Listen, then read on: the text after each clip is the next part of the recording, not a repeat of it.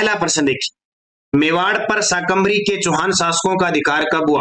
मेवाड़ जो था उस पर शाकंभरी के चौहान, शाकंभरी यानी सांबर के चौहान कह सकते हैं।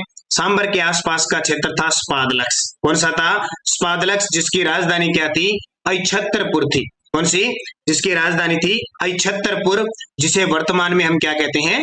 नागौर। तो शुरुआत जो हमारे राजस्थान के अंदर जो चौहानों की सबसे पहला वंश स्टार्ट होता है वो शाकंभरी के चौहान है, और 551 ईस्वी में वासुदेव चौहान ने इसकी शुरुआत की थी। तो मेवा शाकंभरी के चौहानों का एक शासक आया था वाकपति सेकंड। वाकपति सेकंड ने मेवाड़ पर अधिकार किया था 12वीं सदी में। कौन सी सदी में? 12वीं सदी में। अब आपको एक चीज ध्यान रखनी है, जब भी चौहान शासकों की बात आए तो आपको एक याद रखना है बिजोलिया शिलालेख, कि राजस्थान में चौहान शासकों की जानकारी कहां से मिलती है? बिजोलिया शिलालेख। तो 1170 ईस्वी में गुणभद्र के द्वारा रचा गया। उस समय अजमेर के शासक थे सोमेश्वर चौहान, तो पृथ्वीराज चौहान तृतीय के पिता थे, उनके समय रचा गया था संस्कृत भाषा में, और इसके जो उत्कीर्ण करता थे वो जैन ऋषि लोलाट थे। ये बात आपको याद रखना है। और एक प्रमाण इनका ये मिलता है, डॉक्टर दशरथ शर्मा के अनुसार ये वत्स गोत्रीय ब्राह्मण थे। कर्नल जेम्स टोड के अनुसार ये विदेशी थे। और चंद्र बरदाई एक प्रमाणित माना जाता है। चंद्र बरदाई और सूर्यमल मिश्रण, ये इनकी बात मानी जाती है। इनके अनुसार ये अग्निकुंड से उत्पन्न हुए हैं।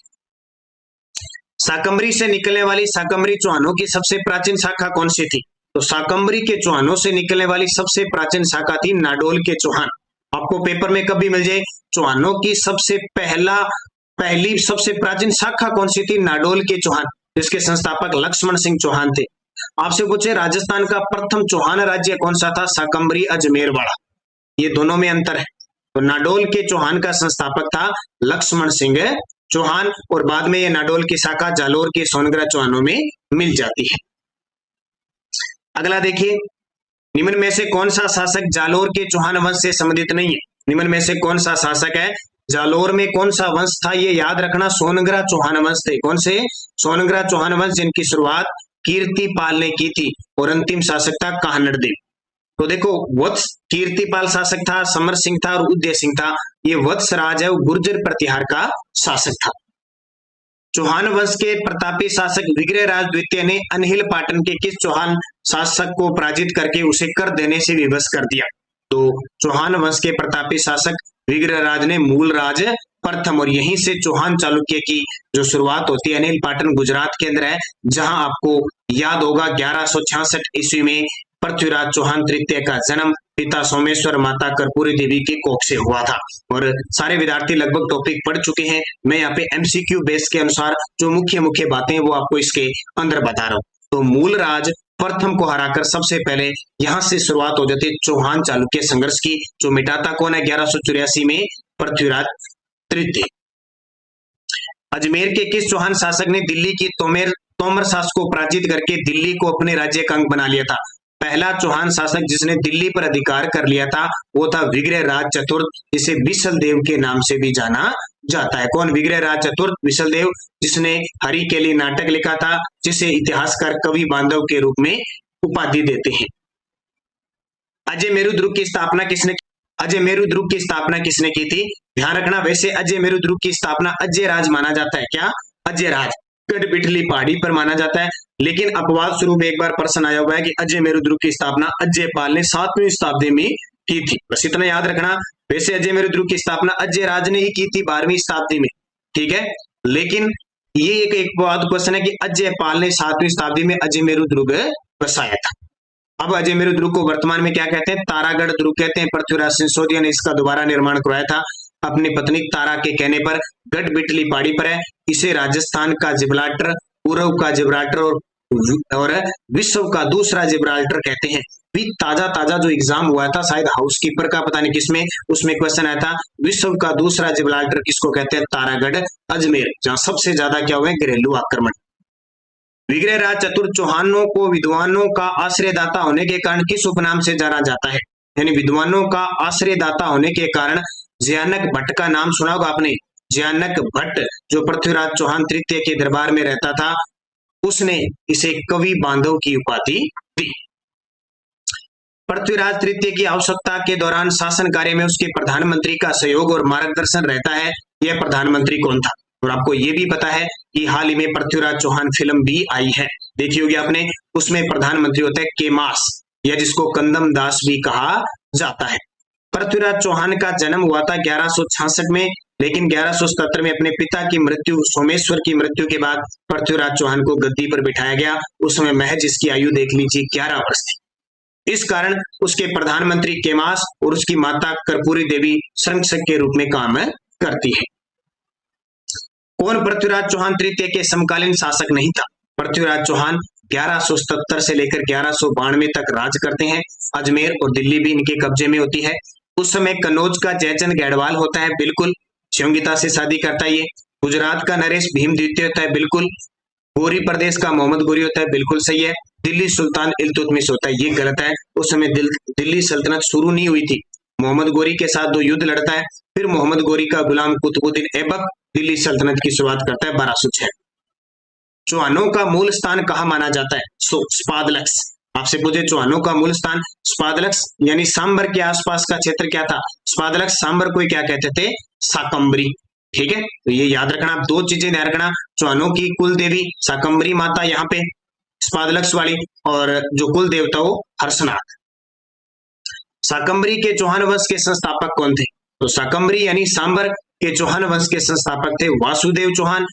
551 ईस्वी में इन्होंने चौहान वंश की नींव डाली थी। किसके अनुसार? बिजोलिया शिलालेख के अनुसार। ये भी कहा जाता है कि सांबर झील का निर्माता भी किसको माना जाता है? वासुदेव चौहान। अगला प्रश्न देखिए, अजमेर नगर किसने बसाया था? जब बात आए अजमेर नगर की, तो अजमेर नगर अजयराज ने बसाया था। 1113 ईस्वी में इसने अजमेर नगर बसाया था, ये याद रखना। अजमेर, इसे वर्तमान में राजस्थान का हृदय कहते हैं, राजस्थान का नाका कहा जाता है। किसको? अजमेर नगर को। तो अजमेर यानी जो क्षेत्र है वो अजयराज है। यहाँ दुर्ग है, तारागढ़ दुर्ग, उसके लिए सारी बातें प्रचलित है।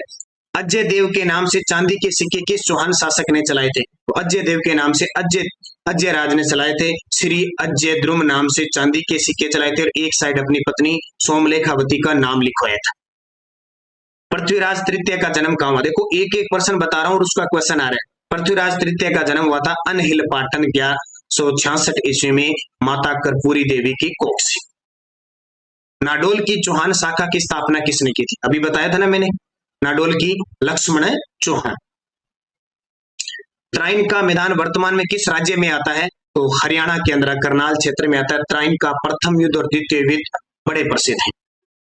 त्राइन के प्रथम युद्ध में किसकी हार हुई थी? सबसे पहले आपको याद रखना है, त्राइन का प्रथम युद्ध हुआ कब? 1191 में। किसकी हार हुई थी? मोहम्मद गोरी की हार हुई थी, मोहम्मद गोरी की। किस लेख में चौहानों को सूर्यवंशी बताया गया? देखो ये प्रश्न आ गया ना, किस लेख में चौहानों को सूर्यवंशी बताया गया है? हरिकेली नाटक में इन्हें सूर्यवंशी बनाया गया है। हरिकेली नाटक विग्रहराज चतुर्थ, जिसे विसल देव के नाम से जाना जाता है, उसके द्वारा लिखा गया। हरिकेली नाटक किसके द्वारा रचित? हरिकेली नाटक किसके द्वारा रचित है? विग्रहराज चतुर्थ। ये विग्रहराज चतुर्थ लगभग 1155 में गद्दी पर बैठते हैं और 1163 में मृत्यु होती है। कई जगह इनका कालक्रम 1153 से 1164 पे आ जाएगा, उससे आपको कंफ्यूज होने की जरूरत नहीं। आपको याद रखना है विग्रहराज चतुर्थ, हरिकेली नाटक, कवि बांधव, संस्कृत पाठशाला का निर्माण करवाया अजमेर में, और दिल्ली पर सबसे पहले कब्जा करने वाले चौहान शासक थे और चौहानों का स्वर्ण काल कहते हैं। ये चीजें सारी याद रखें। बिजोलिया शिलालेख की स्थापना किसके द्वारा की? देखो बिजोलिया शिलालेख की स्थापना किसके द्वारा की गई थी? जैन ऋषि लोलाक ने की थी। जबकि बिजोलिया शिलालेख को रचा किसने था? गुणभद्र ने। कब? 1170 में। और किस भाषा में है? संस्कृत भाषा में। जब ये रचा गया उस समय शासक कौन थे? सोमेश्वर चौहान थे। पूछे स्थापना किसके द्वारा की गई? लोलाक यानी उत्कीर्ण। पृथ्वीराज तृतीय के समय चंदेलों की राजधानी क्या थी? अब एक चीज ध्यान रखना, पृथ्वीराज चौहान जैसे ही गद्दी पर बैठा, इसके आप सामने बहुत बड़ी समस्या थी। एक तो भंडानक जाति का विद्रोह था जो पंजाब और भरतपुर क्षेत्र में थी। एक था इसके नागार्जुन भाई थे, उनका विद्रोह किया इसने। एक थे महोबा के चंदेल शासक परमर्दी देव। एक थे जयचंद गढ़वाल कन्नौज के। इधर से मोहम्मद गोरी की शुरुआत थी, इधर था भीम सेकंड। यहाँ ये सारी बड़ी समस्याएं थी, चारों तरफ से घिरा हुआ था। फिर इसने दिग्विजय नीति की शुरुआत की और सबको हरा दिया, लेकिन अंतिम में उसको बड़ा नुकसान झेलना पड़ा। तो पृथ्वीराज तृतीय के समय चंदेलों की राजधानी क्या थी? महोबा। कौन सी? वैसे देखो ये महोबा का युद्ध हुआ था 1182 में। इसे तुमुल का युद्ध भी कहते हैं, जेचाक बुगती बुंदेलखंड का युद्ध भी कहते हैं। और यहाँ के शासक कौन थे? परमर्दी देव थे। परमर्दी देव और पृथ्वीराज तृतीय के बीच युद्ध होता है, जिसमें परमर्दी देव के दो सेनापति आला और उद्दल मारे जाते हैं। निम्न में से कौन विद्वान पृथ्वीराज चौहान तृतीय के दरबार में नहीं था? देखो, चंद्रप्रदायी था, जनार्दन भी था, जयानक भी था, सोमदेव नहीं था। ये विग्रहराज जो चतुर्थ है बिसल देव, उसके दरबार में था, जिन्होंने ललित विग्रहराज ग्रंथ लिखा। त्राइन का प्रथम युद्ध किन किन के बीच हुआ? तो त्राइन का प्रथम युद्ध किन किन के बीच हुआ? चौहानों और तुर्कों के बीच हुआ। चौहान पृथ्वीराज चौहान तृतीय था, तुर्क मोहम्मद गोरी था। ऐसे भी वंश पूछ ले जाते हैं कई बार। किस शासक के शासनकाल को चौहान शासन का स्वर्ण काल कहते हैं? अब हर एक पर्सन मैंने पूरा दे दिया, हर एक पर्सन। तो किसको? बिसल देव या विग्रहराज चतुर्थ का काल। ध्यान रखना, सबसे ताकतवर शासक पृथ्वीराज चौहान तृतीय था, लेकिन स्वर्ण काल पूछे बिसल देव। किस अभिलेख में शाकंभरी के चौहान शासकों की उपलब्धियों का? राजस्थान में चौहानों का नाम आए, आपको बिजोलिया शिलालेख करना है। किस चौहान शासक ने पुष्कर में वराह मंदिर का निर्माण किया था? अर्णोराज, जिसे हम आनाजी के नाम से भी जानते हैं। ये वही अर्णोराज है जो 1133 से लेकर 1155 तक अजमेर की गद्दी पर बैठते हैं। इन्होंने पुष्कर में एक आना सागर झील का निर्माण भी 1137 में करवाया था। अर्णोराज की हत्या इसके पुत्र जगदेव ने की थी, इसलिए जगदेव को चौहानों का पितरंता कहते हैं। सम्राट पृथ्वीराज चौहान तृतीय के पिता कौन थे? पृथ्वीराज चौहान तृतीय के पिता सोमेश्वर चौहान थे। मोहम्मद गोरी का शासन कहां तक फैला हुआ था? तो आपको पता है कि मोहम्मद गोरी भारत के उत्तर पश्चिम क्षेत्र में आया था, तभी तो बठिंडा जो तबर हिंद सरहिंद है, वहां पे त्रैन के मैदान में युद्ध होता है। पृथ्वीराज चौहान का समकालीन गहड़वाल शासक कौन था? देखो, जो विद्यार्थी नए हैं, एकदम फर्स्ट पेपर की तैयारी नहीं है उनके लिए ये बहुत ही खास है, बहुत खास है। एक एक छोटा छोटा पॉइंट मैंने क्लियर किया है। हालांकि थोड़ा स्पीड से मैं बोल रहा हूँ, क्यों बोल रहा हूँ? क्योंकि लगभग विद्यार्थी क्या है कि वीडियो को 2.0 पे देखते हैं, स्पीड से देखते हैं, इसलिए मैंने पहले 2.0 बढ़ा दी इसको। पृथ्वीराज चौहान का समकालीन गहड़वाल शासक कौन था? तो जयचंद गहड़वाल था। संगीता वाला है ना, कोई जयचंद गहड़वाल। पृथ्वीराज की शासन प्रबंधन संभालने के बाद उसका प्रथम सैनिक अभियान किसके विरुद्ध था? तो सबसे पहले उसने अपने चचेरे भाई नागोर्जन को हराया था। आपको पता होगा कि 1187 में जब वो गद्दी पर बैठा तो महज उसकी आयु 11 वर्ष थी, और उसके जो नागोर्जन चचेरे भाई थे वो विद्रोह कर रहे थे अजमेर की गद्दी लेने के कारण, इसलिए उसने पहला अभियान यहाँ से स्टार्ट कर दिया। त्राइन के द्वितीय युद्ध में पृथ्वीराज की पराजय का कारण क्या था? तो द्वितीय युद्ध में आपको पता है कि त्राइन का प्रथम युद्ध हुआ, मोहम्मद गोरी भाग गया तो उसका पीछा नहीं किया और मस्ती से 1 साल निकाल दिया। तो मोहम्मद गोरी द्वारा युद्ध की पूर्ण तैयारी की गई, बिल्कुल, वो तो तैयार था बदला लेने के लिए। पृथ्वीराज द्वारा आमोद प्रमोद में व्यस्त रहना, बिल्कुल मस्ती की थी 1 साल। प्रथम युद्ध के बाद सैनिक शक्ति को पूर्ण रूप से संगठित नहीं करना, प्रयुक्त सभी। पृथ्वीराज तृतीय किस वर्ष अजमेर के शासक बने थे? देखो, हर एक पॉइंट, हर एक क्वेश्चन आपको मिल रहा है। पृथ्वीराज तृतीय किस वर्ष अजमेर के शासक बने? 1177 में। जन्म कब हुआ? 1166। त्राइन के युद्ध का विस्तृत विवरण किस ग्रंथ में प्राप्त होता है? तो जाहिर सी बात है, ये युद्धों का पृथ्वीराज के बारे में पृथ्वीराज रासो, ये पृथ्वीराज रासो ग्रंथ के रचयिता कौन है? चंद्रप्रदायी हैं, जिन्हें पृथ्वी भट्ट भी कहा जाता है। क्या कहा जाता है? पृथ्वी भट्ट। इनका जन्म 1148 लाहौर में हुआ था। ये पृथ्वीराज चौहान के दरबारी कवि और मित्र भी थे। मोहम्मद गोरी ने भारत के किन क्षेत्रों को विकसित करने के बाद यहाँ का प्रशासन किसे सौंपा? देखो, जैसे ही मोहम्मद गोरी ने भारत के क्षेत्रों को जीता, यहाँ का प्रशासन कुतुबुद्दीन ऐबक, इसके गुलाम को सौंप दिया। वही कुतुबुद्दीन ऐबक है जिसने 1206 में दिल्ली सल्तनत की शुरुआत की थी, गुलाम वंश की शुरुआत की थी, और अजमेर में संस्कृत पाठशाला को तोड़वाकर 2.5 दिन का झोंपड़ा बनाया था। चौहान वंश के संस्थापक वासुदेव की राजधानी कौन सी थी? वासुदेव चौहान ने 551 में चौहान वंश की शुरुआत की और सांबर को अपनी राजधानी बनाया। अजमेर के चौहानों के नाम से जाना जाता है, तो अजमेर के चौहानों को स्पादलक्स के चौहान कहते हैं। एक बात याद रखना, बहुत बार प्रश्न आता है कि चौहानों की अजमेर से पहले राजधानी कौन सी थी? स्पादलक्स, या स्पादलक्स को कहें हम सांबर या शाकंभरी, कोई भी नाम आपसे पूछा जा सकता है। किस चौहान शासक ने शाकंभरी के स्थान पर अजमेर को राजधानी बनाई? आ गया ना, शाकंभरी के स्थान पर अजमेर को राजधानी बनाई अज्यराज ने बनाई थी, और 1113 में इसने अजमेर शहर बसाया था। अज्यराज ने अजमेर शहर कब बसाया? 1113 में। एक एक पॉइंट आपके लिए इंपॉर्टेंट। 1137 में अर्णोराज ने आना सागर झील का निर्माण करवाया था। निम्नलिखित 4 चौहान शासकों को कालक्रम के अनुसार व्यवस्थित कीजिए और नीचे दिए गए कूटों में से सही उत्तर चयन कीजिए। 4 शासक है, कालक्रम बताना है। ये प्रश्न अभी 2-3 बताऊंगा, ये अभी 2021 और 22 के एग्जामों में आए हुए। देखो, विग्रहराज चतुर्थ, सोमेश्वर पृथ्वीराज द्वितीय, पृथ्वीराज तृतीय। आपको पता है सबसे लास्ट में कौन आया था? पृथ्वीराज तृतीय। तो व्यवस्थित करना है, ये आ गया, लास्ट में आएगा। पृथ्वीराज तृतीय के पिता कौन थे? सोमेश्वर, 2 नंबर यहाँ आ गया। सोमेश्वर से पहले आया था पृथ्वीराज द्वितीय, 3 नंबर आ गया। और उससे पहले आया था विग्रहराज चतुर्थ। तो 1 3 2 4 इसका उत्तर हो जाएगा। देखो 1 3 2 4। देखो मैं आपको बता देता हूं, सबसे अंतिम में आया था पृथ्वीराज चौहान तृतीय, उसके पिता थे सोमेश्वर। सोमेश्वर से पहले आए थे पृथ्वीराज द्वितीय। पृथ्वीराज द्वितीय अपने भाई अपारगम्य को मारकर आए थे। अपारगम्य से पहले शासक आए थे विग्रहराज चतुर्थ। विग्रहराज चतुर्थ पहले आए थे, कुछ समय के लिए रहे थे जगदेव, और जगदेव से पहले आए थे, जगदेव ने अपने पिता की हत्या की थी अर्णोराज की। अर्णोराज आए, अर्णोराज अपने पिता किससे? अजयराज से गद्दी लेते। ये इतना कर्म है सब। अर्णोराज के बारे में निम्नलिखित कथनों पर विचार ताजा ताजा अभी कुछ दिन पहले क्वेश्चन आया हुआ है, ये शायद सितंबर 2021 में कॉलेज लेक्चरर में आया था। अपनी राजकाल के प्रारंभ में उसने एक अजनबी आक्रमण को छेड़ा, बिल्कुल तुर्क आक्रमण को इसने खदेड़ा था, और अजमेर की धरती खून से लाल हो गई थी, गंदगी फैल गई थी, इसलिए 1137 में इसने आना सागर झील का निर्माण करवाया था, चंद्रा नदी के पानी को रोककर। वह मालवा के नरवर्मन को पराजित करने में असफल रहा था, गलत है, सफल रहा था। उसने चालुक्य नरेश जयसिंह सिद्धराज की पुत्री से विवाह किया था, बिल्कुल किया था इसने। अंचल नाम था, कांचन नाम था उसका, उससे शादी की थी। वह अपने पुत्र के द्वारा मारा गया, बिल्कुल जगदेव के द्वारा मारा गया था, इसलिए तो इसे चौहानों का पितरंता कहते हैं। तो देखो क्या कह रहा है, सही कथन बताना। तो पहला ही सही है, तीसरा सही है, चौथा सही है। 1 3 4 सही है, 1 3 4। बहुत ही शानदार प्रश्न है, पेपर में आए हुए हैं सारे। पृथ्वीराज चौहान तृतीय का समकालीन चंदेल शासक कौन था? तो परमर्दी देव था, जिसके बीच 1182 में महोबा का युद्ध हुआ था, जिसे तुमुल का युद्ध भी कहते हैं। कौन सा पृथ्वीराज चौहान का मित्र था? कितना आसान प्रश्न है, फिर भी पेपर में आता है। चंद्रबरदाई, जिसे पृथ्वी भट्ट भी कहते हैं। पृथ्वीराज तृतीय और मोहम्मद गौरी के मध्य कितने लड़के? स्टार लगा लेना, ये प्रश्न आता ही आता है। अभी 29 जून को पता नहीं एक एग्जाम हुआ था, उसमें आया था। तो 2 युद्ध हुए थे, इनका प्रथम युद्ध और द्वितीय युद्ध। पृथ्वीराज चौहान तृतीय का समकालीन चालुक्य शासक कौन था? मैंने अभी आपको पूरा डायग्राम बता दिया। चालुक्य शासक था भीम द्वितीय। जयचंद कैडवाल वंश का था, परमर्दीदेव चंदेल वंश का था।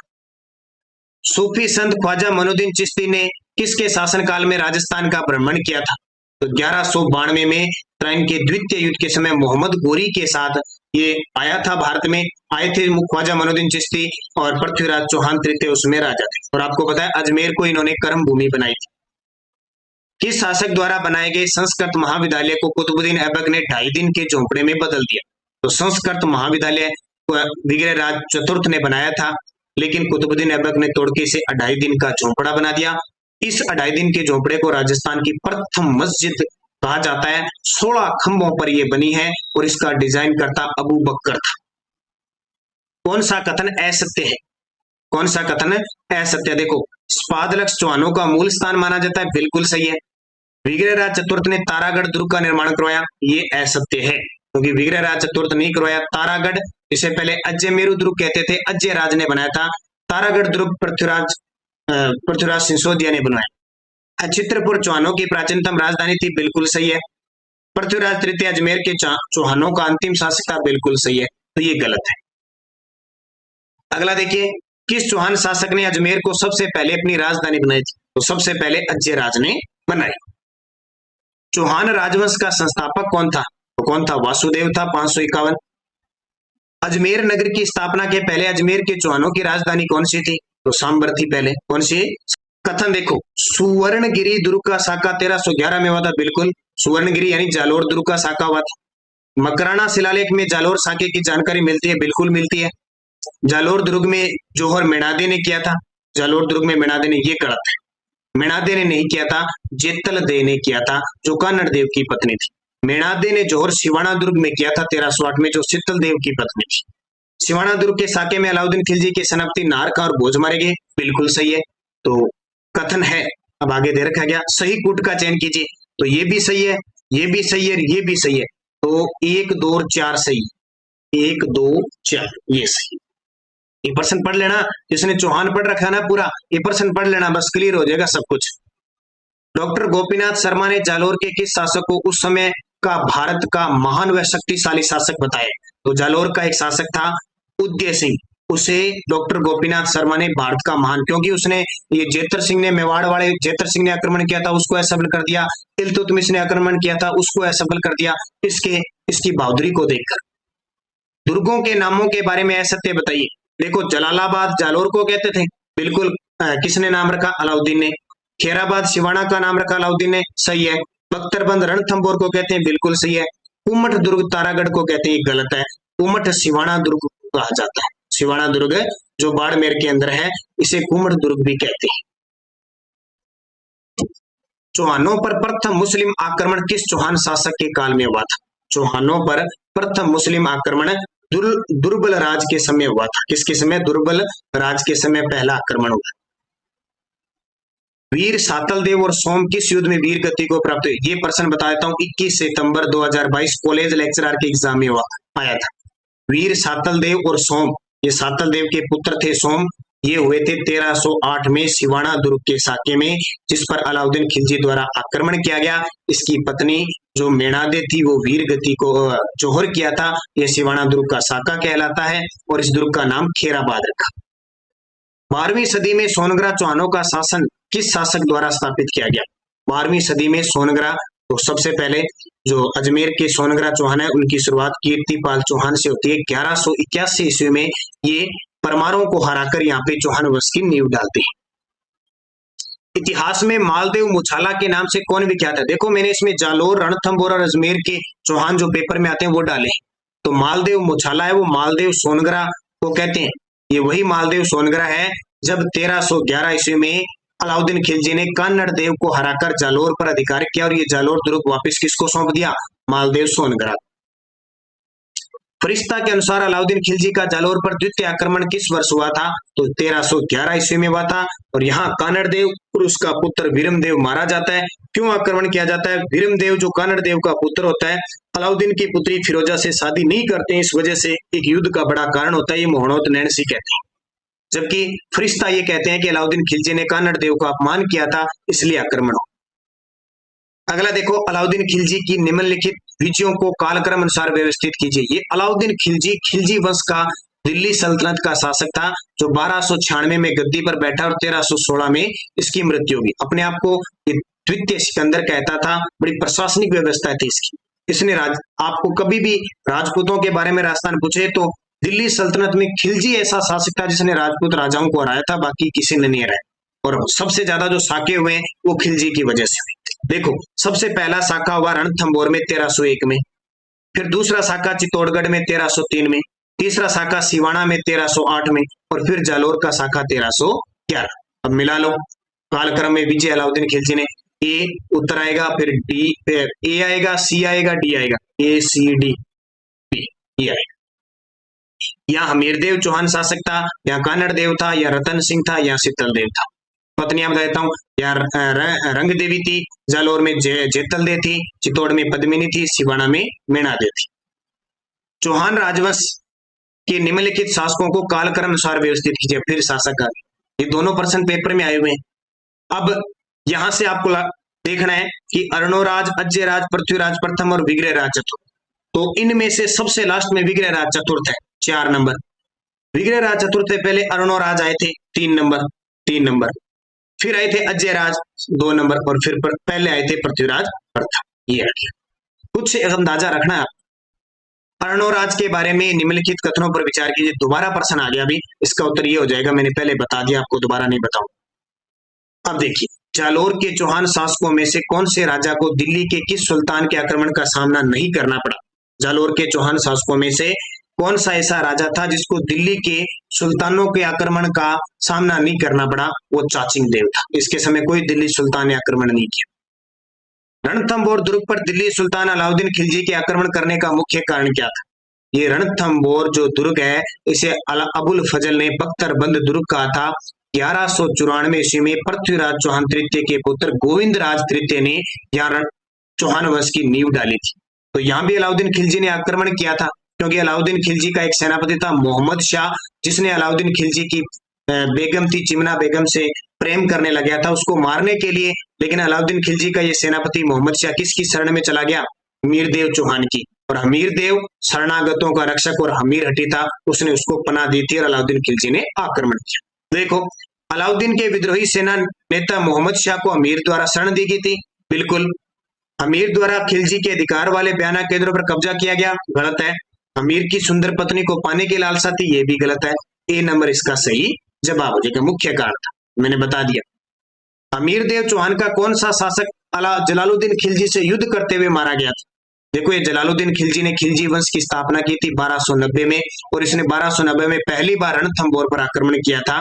और जब आक्रमण किया था तो जलालुद्दीन खिलजी ने जब आक्रमण किया था तो हमीरदेव चौहान का एक सेनापति था गुरदास सैनी मारा गया था। बार बार जलालुद्दीन खिलजी आक्रमण करता है लेकिन कभी जीत नहीं पाता अमीरदेव चौहान से। लास्ट में एक बात कहता है कि ऐसे 10 दुर्गों को मैं मुसलमानों के इकबाल के बराबर नहीं समझता। आपसे सीधा एक क्वेश्चन पेपर में आ जाएगा, अमीरदेव चौहान का संबंध किस दुर्ग से है? रणथंभौर दुर्ग से है, जो हमीर की आन बान शान का प्रतीक है। ये हमीरदेव चौहान है ना, ये अमीरदेव चौहान, ये 1282 में गद्दी पर बैठता है और 1301 में ये अलाउद्दीन खिलजी के उस आक्रमण का शिकार हो जाता है, क्योंकि शरणागतों का इसने मोहम्मद शाह को शरण दी थी। ये अपने इतिहास में हट के लिए प्रसिद्ध है और शरणागतों की रक्षा के लिए प्रसिद्ध है, इसलिए इसके बारे में कहा जाता है कि सिंह सुवन सतपुर सवचन कदली फल तिकबार तिरिया तेल हमीर हट चढ़े न दूजी बार। इसके लिए कहा जाता है, ये ध्यान रखना। अमीरदेव चौहान के साथ विश्वासघात किसने किया था? तो विश्वासघात किया था रणमल व रतिपाल ने किया था। इनके विश्वासघात के कारण अलाउद्दीन खिलजी जीतता है। अमीर रासो ग्रंथ के रचयिता कौन है? अब थोड़ी सी डिटेल बताता हूं मैं, यहाँ पे समझाओगे तो अच्छी बात है। रणथंभौर दुर्ग का साका पूछे तो 1301 में हुआ था, 11 जुलाई 1301 में। शासक था हमीरदेव चौहान, आक्रमण किया था अलाउद्दीन खिलजी के उलुग खां और नुसरत खां ने। हालांकि ये नुसरत खां मारा जाता है पहले आक्रमण में, उलुग खां इसके साथ आता है कमालुद्दीन गर्ग। अमीरदेव चौहान की पत्नी होती है रंग देवी और इसके सेनापति होते हैं रणमल रतिपाल, जो क्या करते हैं? विश्वासघात करते हैं। इस कारण अमीरदेव चौहान और रंग देवी, यहाँ ये जोहर केसरिया होता है और पहला जल जोहर होता है और राजस्थान के इतिहास का प्रथम साका होता है। अमीर खुसरो ने इस दुर्ग के बारे में कहा कि जब अलाउद्दीन खिलजी जीत गया तो कहा कि आज जो इस्लाम विरोधी गढ़ है वो टूट गया, या आज कुफर का दरवाजा टूट गया। देखो, हमीर रासो ग्रंथ के रचयिता है हमीर रासो जोधराज ने लिखी थी। एक हमीर रासो और लिखी थी, वो सारंगधर ने लिखी थी। हमीर हट चंद्रशेखर ने लिखी थी। पृथ्वीराज तृतीय की आवश्यकता के दौरान शासन कार्य में उसके प्रधानमंत्री का सहयोग था केमास। कई परसेंट रिपीट है, ठीक है। निम्न में से कौन सा कथन असत्य है? कौन सा कथन है असत्य है? देखो, टोड चौहानों को विदेशी मानते हैं, बिल्कुल। ओझा चौहानों को सूर्यवंशी मानते हैं, बिल्कुल। डॉक्टर दशरथ शर्मा बिजोलिया लेख के आधार पर चौहानों को ब्राह्मण वंश से मानते हैं, बिल्कुल। पृथ्वीराज रासो में चौहानों को चंद्रवंशी बताया गया, ये गलत है। पृथ्वीराज रासो तो अग्नि से मानते हैं, अग्निकुंड से। रणथंभौर में चौहान वंश की शुरुआत किसने की थी? रणथंभौर में चौहान वंश की शुरुआत किसने की थी? तो रणथंभौर में गोविंदराज ने। कब? 1194। किस लेख में चौहानों को सूर्यवंशी बताया गया? अभी मैंने बताया था हरिकेली नाटक, जो किसने लिखा था? विग्रहराज चतुर्थ। किस प्रशस्ति में सीकर में स्थित हर्षनाथ के मंदिर का निर्माण अल्लठ द्वारा किए जाने का और चौहानों के वंश क्रम का उल्लेख है? तो प्रशस्ति कौन सी होगी? हर्षनाथ प्रशस्ति होगी। और हर्षनाथ को यहाँ शाकंभरी के चौहान वंश का कुल देवता भी कहते हैं। बिजोलिया शिलालेख की स्थापना किसके द्वारा की गई? देखो आ गया, बिजोलिया शिलालेख की स्थापना किसके द्वारा की गई? जैन ऋषि लोलाग के द्वारा। रचा गुणभद्र ने, शासक सोमेश्वर था। पृथ्वीराज तृतीय के समय चंदेलों की राजधानी क्या थी? तो चंदेलों की राजधानी महोबा।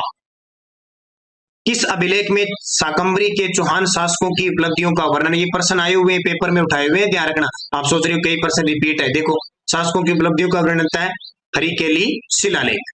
अच्छा, क्या है? बिजोलिया, सॉरी, शाकंभरी के चौहान शासकों की उपलब्धि है बिजोलिया शिलालेख। किस चौहान शासक ने पुष्कर में वराह मंदिर का निर्माण करवाया? तो किसने?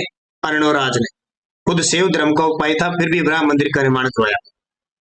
कित्तू एक महान राजा है, इस उपाधि से कीर्तिपाल को किसने नवाजा? कित्तू एक महान राजा है, इस उपाधि से कीर्तिपाल को किसने नवाजा?